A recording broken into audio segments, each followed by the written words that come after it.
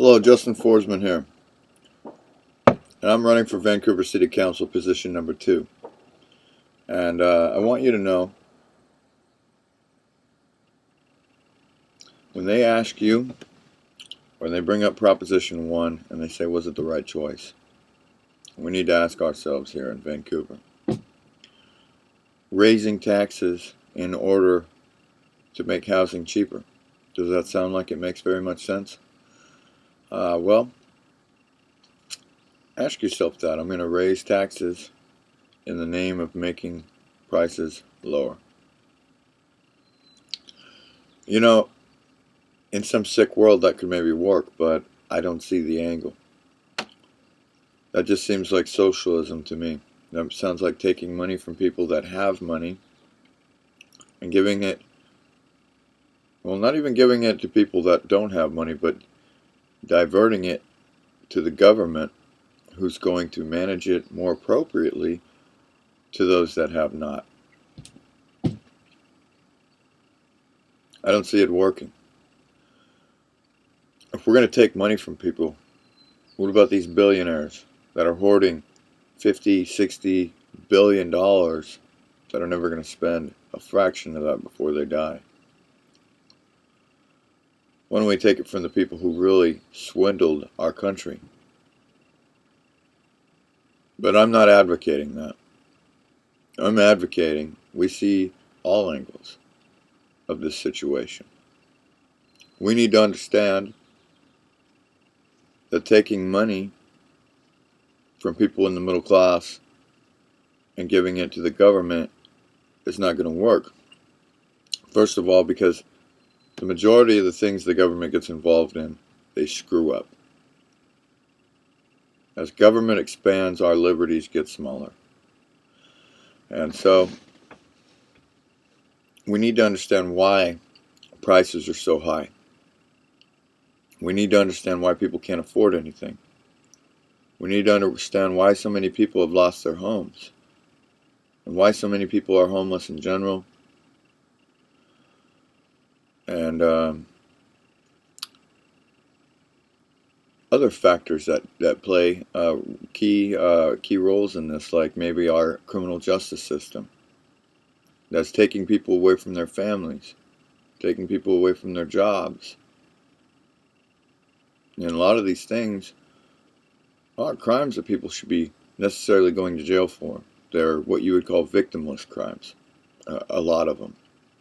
And we lock a lot of people up here in Vancouver, a lot of homeless, a lot of people we lock up, and we foot the bill, but we never see a return because it's highly expensive to put people in jail. And we actually have a lot of suicides that take place in our Clark County jail. And I've been there, and I'll tell you it's hell. And there's a lot of rumors about how it's on 13th Street, right? The area code's 98666. They say the inside structure is a pentagram. Well, guess what? The Freemasons used to have rituals at that location where the old courthouse used to be. So it doesn't surprise me that these rumors exist, these stories exist. But anyways, we need to realize the things that are a detriment to the people. And I would say the government using the police to generate revenue instead of protecting the people, which their job is supposed to be. They're out there to generate revenue. And why so many people are out of their homes? Why are so many people being foreclosed on? Well, we can thank a lot of that to the bankers, right? They're giving mortgages which people can't afford. They're selling your home 50 to 60 times while you own it. Technically, your house has been paid for again and again and again and again, and then they foreclose on you, right? But they don't have the deed. Somebody else has the deed. But you don't know that, so you don't challenge it. And that's fraud. They're foreclosing fraudulently on plenty of people. And I would challenge that. I would investigate that here locally. And if I found out that that is taking place, I would seize these homes. And I'd create a program to give these homes away to people. I would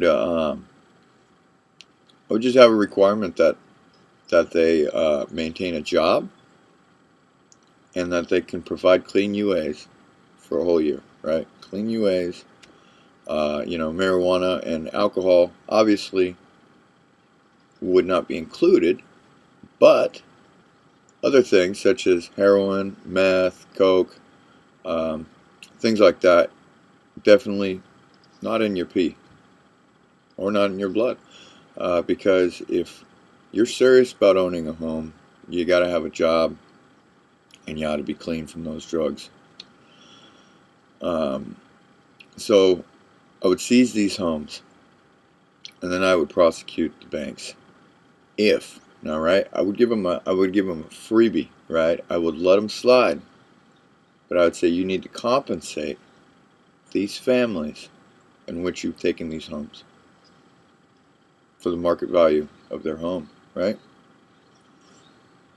If they refuse to do that, then I would have the city prosecutor prosecute them. Or I'd find a way to do it myself if they wouldn't.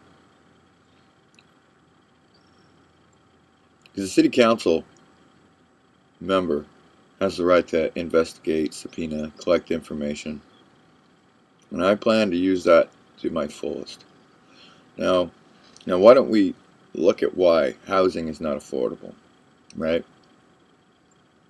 Why is it when you cash your check that you're already broke 2 days later? Why is it that both people are working full-time and still barely getting by, right?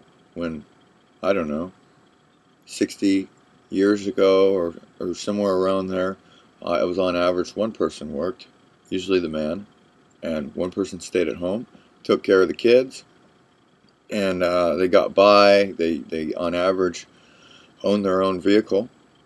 They were putting money aside for college. Now it's very hard to get by. Both people on average need to be working full-time, and they want us to be working full-time. They don't want us to pay attention to our surroundings, but we need to.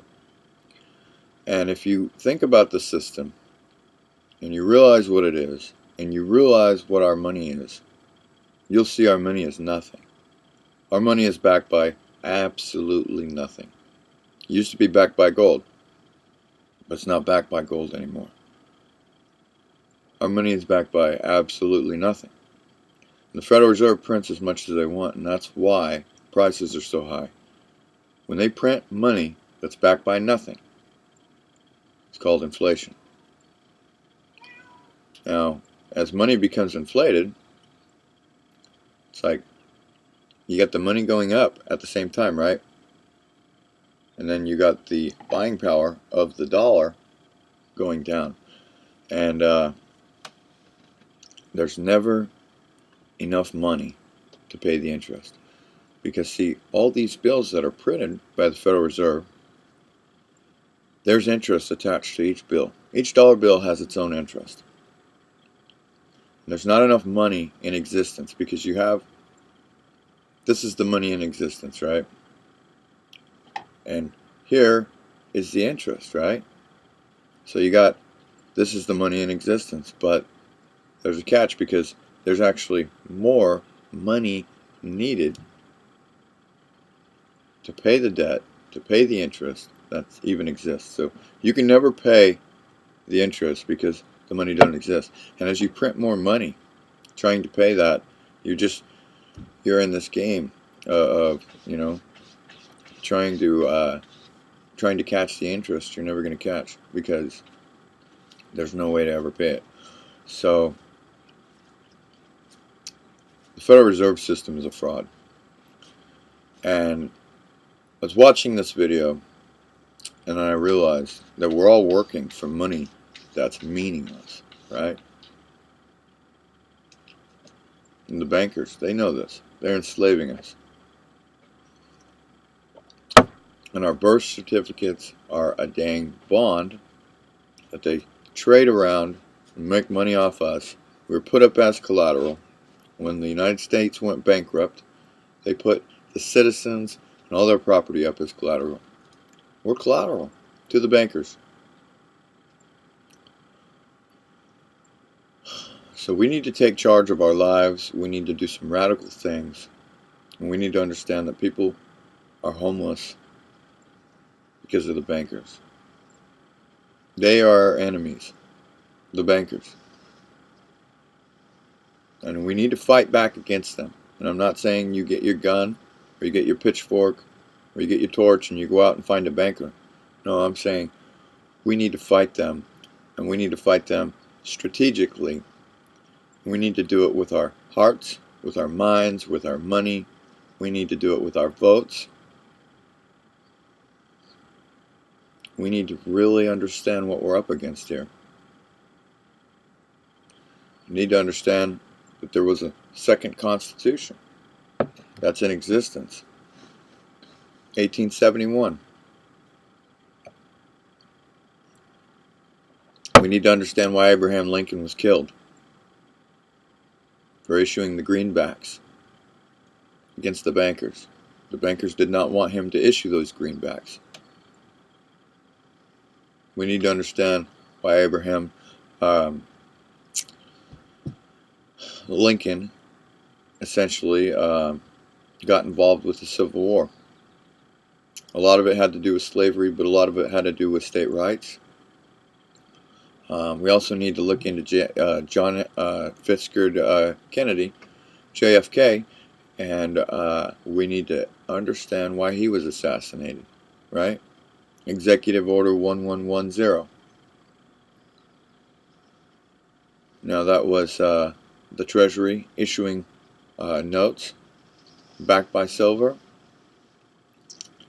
And we also need to understand why Andrew Jackson was almost assassinated. And it has to do with the banks as well. So, throughout history, our enemies have always been the bankers. And they always will be. We need to understand this. So, it hasn't changed. It still exists. And it's more prevalent now than ever before. Except they've almost completely taken over. But we have a chance. We have the internet, and this is the most exciting time to be alive. We have so many tools at our disposal that our founding fathers could have maybe never even imagined. But they knew what we were going to be up against. So you can call them the money changers. Madison knew about the money changers. Jefferson knew. Everybody knew, right? So, an idea that I would like to propose here in Vancouver is our own currency, backed by silver. It's not going to replace the dollar. It won't compete with the dollar. It'll be its own superior entity within our jurisdiction. And that way, dollars can still exist, but we don't have to use them.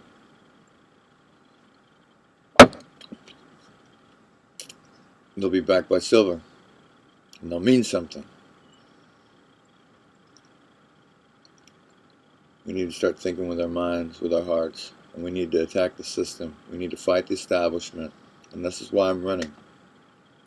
I'm running so I can lower your taxes, get the government off your back, end the police state, get the homeless off the streets. And I need your prayers, and I need your support, because I'm being attacked. You might not think so, right? You might not see it. But I'm most certainly being attacked. And I can tell you about it, but I don't want to give too many people any more ideas. So,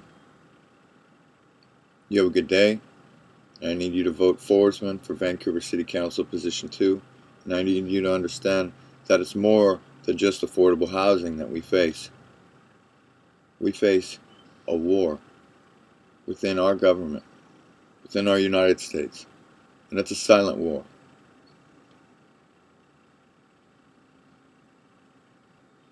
We fight against the bankers. Blessings.